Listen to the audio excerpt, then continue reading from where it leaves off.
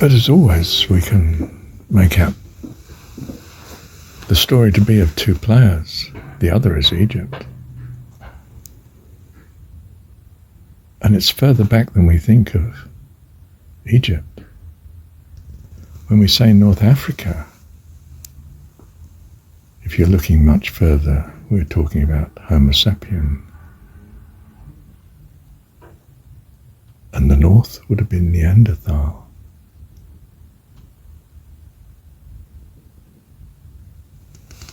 And what happened? Even right down to Egypt. We have them influencing the north, the European side.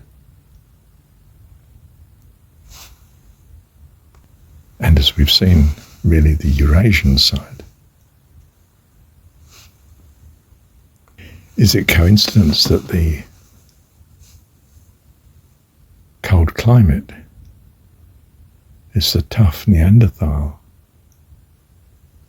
type of way we picture such people surviving winter and hunting and necessity of fighting the cold and conquering lands that had not been perhaps humanized before? Perhaps. And I do mean perhaps. And Egypt, the warmth, well, we think desert, but really green Sahara before. And before that, people would buy what we identify as us now, Homo sapien. But perhaps the northern survival of, in a sense, the Neanderthal.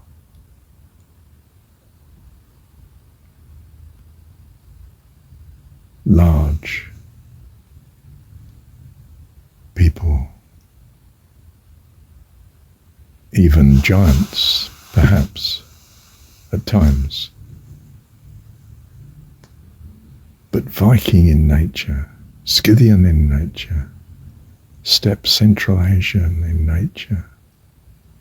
Has the nature come through, and is it simply a consequence of living in such an environment?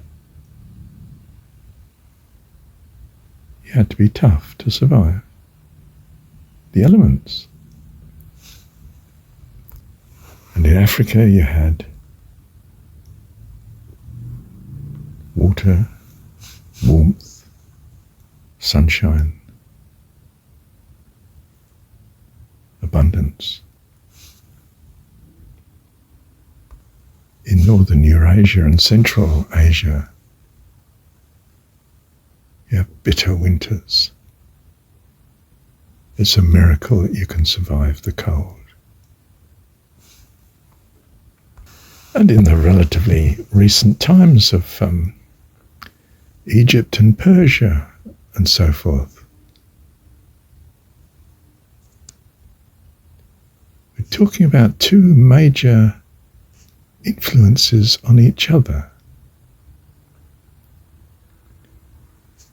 I mean, in the very recent time, we've got Napoleon conquering Egypt. That's Europe conquering their way. In Roman times, we had, well, Rome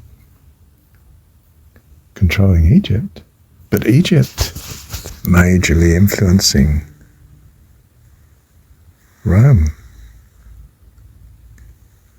because it majorly influenced Greece,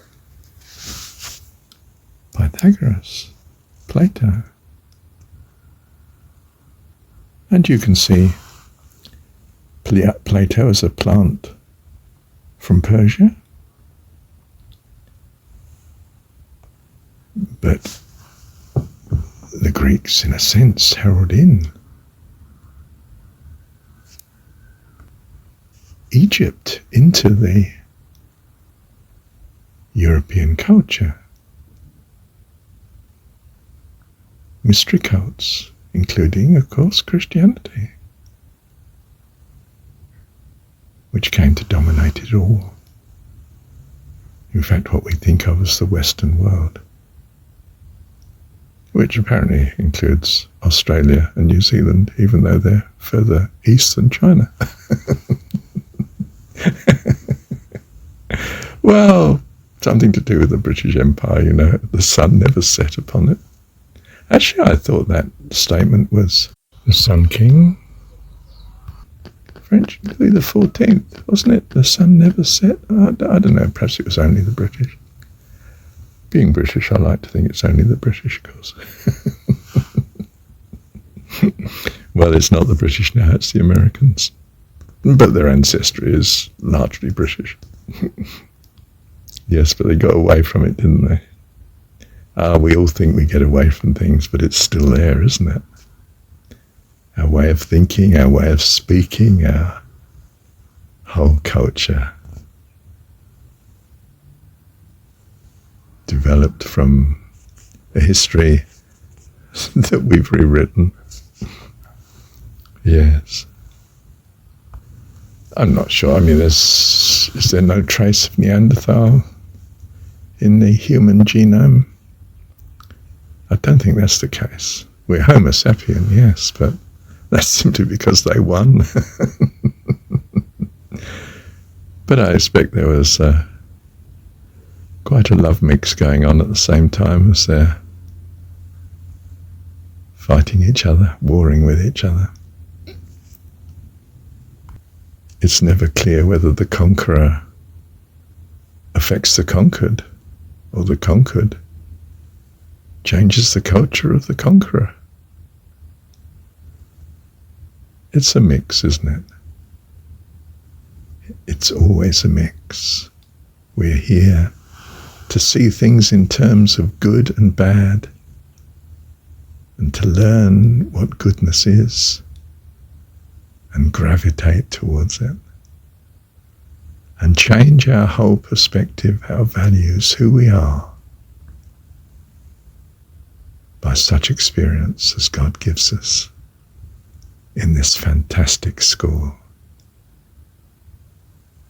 And I suspect it's probably going to last forever, because God is a creator. Perhaps he sleeps at times, and then everything waits until he wakes up again. But he wouldn't need to sleep, would he? Because, well, if we think of sleep as recovery from, he doesn't need to recover.